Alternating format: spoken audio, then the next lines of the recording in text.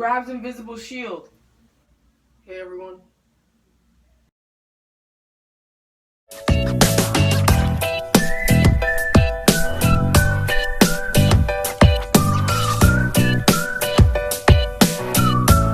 What is going on, guys? Gonna introduce the Beastie Boys to come to guys video today, and in this video I'm reviewing Marvel's Captain America Civil War. I got a chance to see this movie yesterday. I'm just gonna say one thing. This movie is as good as everyone has been saying. Maybe even better. The movie was so much more complex than their trailer made. I was like, oh, they're just fighting because they disagree on they should be governed or not. No. Yeah, it was that, but like it was like so much more complex than that. It started off by saying 1991 in white writing, and I thought that it was another trailer. I was like, oh, then I saw Bucky. I was like, oh shoot, this is it. You know the people who brainwashed Bucky. They told him to basically break into a car that had the Winter Soldier serum or whatever that made him like that, and kill everyone, whoever was in the car. So, you know, we see Bucky driving on his motorcycle, then whack! He just, like, whacks the car, and then the car just goes spinning and spinning, then we go, and then I was like, this is a weird start to the movie. After that, we get the Marvel logo. I was like, oh, now we're going to present day. We've got, the Avengers, Captain America, Black Widow, the Falcon, Scarlet Witch. They're trying to stop Crossbones from stealing this, this weapon from this lab. Like, just to start off the movie, we had a lot of cool fight scenes. I saw this in 3D, so it looked crazy in 3D. We had Black Widow doing her thing. We had the Falcon doing that kick that we saw in the trailer. So then, basically, there came a point where, Crossbones, he basically lost the fight. And then he was down on his knees. He blew himself up. And Scarlet Witch, like, you just saw, like, the fire coming out. He was about to blow up, but, the Avengers and all the civilians around them would blow up as well. So Scarlet Witch, she was trying to, contain the explosion. She brought it up, and then she was bringing it up, I guess, into the sky or something to try to, not let it hit anyone. So, she was, bringing it up to the sky to contain the explosion, but then like the explosion, like she couldn't contain it any longer, and like by accident the explosion just like went into a building, and like the building just like blew up. Not the entire building, but like a good part of the building blew up, and there are people. There were people in that building. Wrestling reference. She was just like in shock of what just happened. Like, oh my goodness. And like I can only imagine how that like probably just felt. And then Tony Stark, he found out that he killed this woman's son in Sokovia, and oh my goodness. Like you could just see his face. Like he looked like he was just like broken inside. Like Robert Downey Jr. There's certain moments where you get like lost, like in like the movie, like you forget that it's just a movie, and that was one of those moments right there. So basically Thunderbolt Ross, he gathers the Avengers and tells them that the United Nations, they're trying to get this thing called the Sokovia Accords. I think that's how you say it, the Sokovia Accords. And so basically the government, if all of them sign it, the government will have full control of the Avengers, and like they'll like the government will have to clear missions for the Avengers to go on. They can't just like do whatever they want at any time they want. And honestly, like Tony Stark, he agrees with this. He agrees that the Avengers, they are dangerous, and that the Avengers, they need to be put in check. Captain America doesn't agree with it, and there are a few other Avengers that agree with Captain America and that agree with Iron Man, and we all know how that's gonna go. I think after that we go to a press conference, and then there's King T'Chaka, King of Wakanda, yeah, and a bomb kills him. T'Challa, King T'Chaka's son. Oh my goodness, these names are just like, oh my goodness. Like, they sound so familiar. He's like devastated when his father dies. And there's some security camera footage that looks a lot like Bucky. So, basically, he thinks that it's Bucky.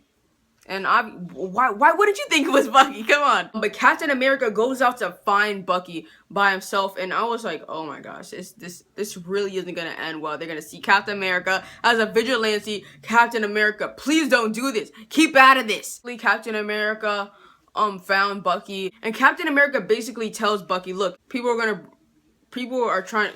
looking to bring you to justice, and they're not trying to take you alive either. Black Panther wasn't playing any games against Bucky. Any games against Bucky, and I guess that they were shooting at Black Panther. I think Black Panther's suit is bulletproof because they were shooting at Black Panther and he was just looking like this. He just fights so smooth, it's crazy. And then there was this cool moment where Bucky, he just got on the motorcycle, and then he spun the motorcycle, he stole someone's motorcycle, and then he spun the motorcycle around, and like, he just jumped on the motorcycle as he spinned it around. It was so epic. You saw that epic scene where Black Panther, he just like scratched the tire of the bike, and then Bucky just fell off. Oh my goodness, that was so epic. Black Panther wasn't really trying to fight Captain America, but Captain America was getting in his way, so I guess they ended up kind of fighting. And then Falcon was there also trying to protect Captain America, I guess. Police showed up. Captain America got his shield confiscated. Falcon got his wings confiscated. There's a villain in this movie. Yeah, I feel like the villain was kind of needed. I actually feel like the villain was kind of needed in this movie. There wasn't a fight scene with the villain at all, which is cool. There wasn't a fight scene with the villain. He kills Bucky's old Hydra handler. I think that's what that's how you call it. The guy who controlled Bucky at Hydra. He stole the book that had the words that brainwashed Bucky. The words like activated like something, I don't know, something in Bucky, and he gets brainwashed. I don't know. Zemo gets to Bucky, and then he says trigger words to him that brainwash him, and Bucky, he just went on a rampage. And you saw that scene when Bucky was shooting Iron Man's hand, but Iron Man had the Tony Stark, and Tony Stark had the glove on, and that, like, it was just like so cool. It was such a cool scene. And then T'Challa, I think that's how you say, not in the Black Panther costume, he went to fight Bucky as well. Captain America put him in this thing so his arm couldn't get out. Bucky calmed down. Him and Falcon by themselves, those three just started talking, and then Bucky tells them that there are other Winter Soldiers. There's 5 or 4 other Winter Soldiers, if I'm correct. They're somewhere in the Hydra facility, and Zemo's going somewhere over there. Bucky informs them of that. Captain America wants nothing to do with the Sokovian Accords. He's just gonna go find Zemo because he knows that the government either won't clear it at all, or at least this is what he thinks, the government won't clear it at all, or they won't clear it in time for them to catch Zemo. Tony Stark obviously disagrees Captain America because he thinks that they need to be governed because, again, they are dangerous. Tony Stark goes to Peter Parker's house. Oh my goodness, like, I didn't want to like scream or anything like that in the movie theaters, but like in my body, okay, in my mind, I was freaking out. I was like, oh my goodness, that's Peter Parker. That's Peter Parker, Spider-Man. Hey, such a young Aunt May as well. So basically, Tony Stark shows Peter Parker some YouTube videos of this guy swinging around, and he says that's you, and he's like, no, that's not me. I don't know that guy. That's all fake. That's all fake. Tony Stark finds where his costume is. He's basically making fun of his costume and his name called Spider-Man. Tony Stark asks him, why does he do it? Peter says that if he has the power and he doesn't do anything about it, doesn't do anything to help the world or save people or stuff like that, he feels responsible if anything happens. And if he has the power and doesn't do anything about it, they did with great power comes great responsibility without actually saying it, and they didn't force it like the Amazing Spider-Man did, which I like. They really eased into it. Iron Man has his team. Captain America has his team. I don't think I need to say the names of all the members on the teams. You should already know. If you don't, here's a picture.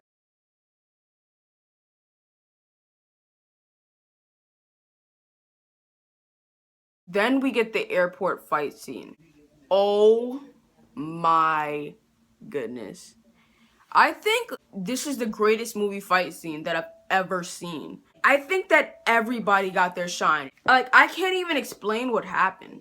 I just can't explain this scene. We got to see Giant Man. We got to see Giant Man taken down. We got to see so much. How much more Spider-Man can you get? We got so much. We got like 25 minutes of Spider-Man. I thought it was just gonna be some little cameo, but no, it was like 25 minutes of Spider-Man. I'm just gonna say it. Tom Holland's the best Spider-Man. I don't know about Peter Parker. I don't know. I didn't see enough of the Peter Parker. I've seen enough Spider-Man lying on the floor. And then Tony Stark goes to him, and then he's like, no, I gotta go. I gotta fight. Oh. He was like, oh God, I got so scared. And Tony Stark was like, no, you're good. You did good. Go home to your Aunt May. It was so funny. You know how they did the big face-off when all of them are running at each other? I thought that was the first time that they all started fighting. No, they were fighting for like 5 minutes before that, and then they all got in their stances, which was weird. I thought that was gonna be the first time that they all fought. That was like when like the real fighting started. That's when it got real. All of Team Captain America is locked up in a prison cell, except Bucky Barnes and obviously Captain America, because Team Captain America did not sign this Sokovian Accords. Now I think at this point Captain America and Bucky went to go find Zemo. They eventually got away when Black Widow stopped Black Panther from getting to them, but secretly Black Panther actually followed them to when they went to go find Zemo. Iron Man finds out that Bucky was framed, so he goes over there to find them as well. So Iron Man makes a truce with Bucky and Captain America, and they find out that Zemo is actually after the Avengers because he wants to avenge his family's deaths. They were killed in Sokovia, by the way.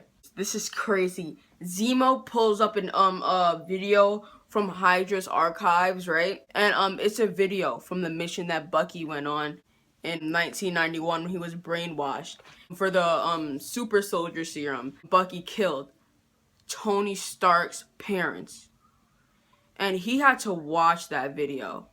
He asked Captain America did he know, and he found out that Captain America knew that Bucky killed his parents. And then it was like that scene in the trailer where Iron Man just slapped Captain America, boosh!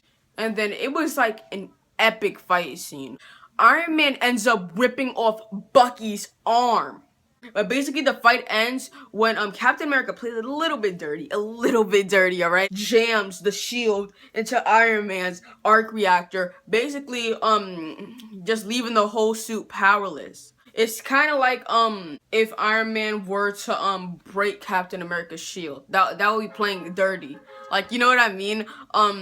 Like Iron Man's suit, like that's how he fights. He's Iron Man, that's how he fights. Again, Iron Man was just going after Bucky. He was like because of what he did to his parents. Then when the fight ended, Iron Man said to Captain America, "You don't deserve that shield. My father made you that shield." Captain America dropped the shield, walked out with Bucky. Oh yeah, War Machine got paralyzed because Vision was trying to zap Falcon, but then Falcon dodged out of the way and he hit Rhodey.